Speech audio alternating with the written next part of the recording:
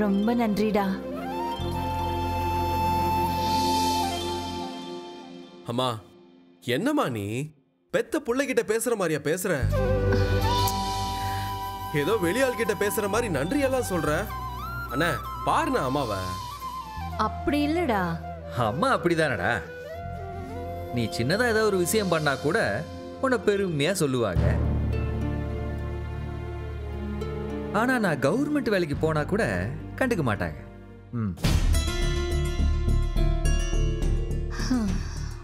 ஆரம்பிச்சிட்டாரியா அரசாங்க அதிகாரி. இனி அளப்பறதான்.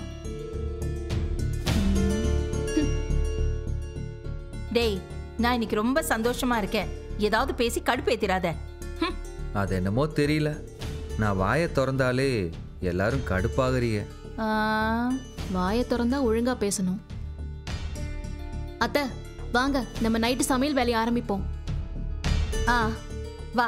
அத்தை அத்தை இருங்க, இன்னைக்கு நீங்க ரெஸ்ட் எடுத்துக்கோங்க. நானும் அக்காவும் சமைக்கிறோம். சரி. ஹலோ ஹலோ மேடம், நம்ம வீட்டுக்கு வர ஐடியாவே கிடையாதா உங்களுக்கு? என்ன மேடம், கிளம்பலாமா?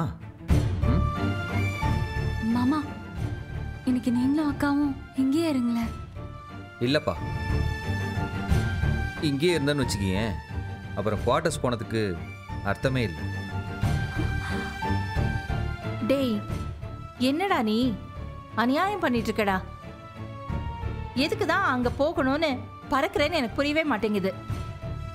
இத பாரு, இன்னைக்கு ஒரு நாள் இங்க இருந்துட்டு போலாம்ல. இல்லம்மா, அப்புறம் புருஷன் வந்தாருன்னு வச்சுக்கேன், கை கொட்டி சிரிப்பாரு. 2 நாள்ல புது வீடு கசந்து போச்சான்னு கேட்பாரு.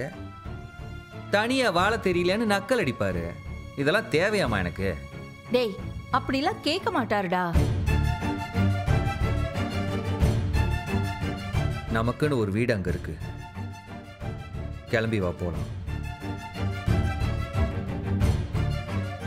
அத்தை, எனக்கும் ஆஃபீஸ் இருக்கு. நாளைக்கு நேரமா கிளம்பணும்ல.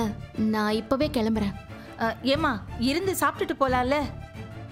அம்மா அம்மா, 50 பேர் வந்து சாப்பிட்டாங்கன்னா அப்புறம் லேட் ஆயிரும்.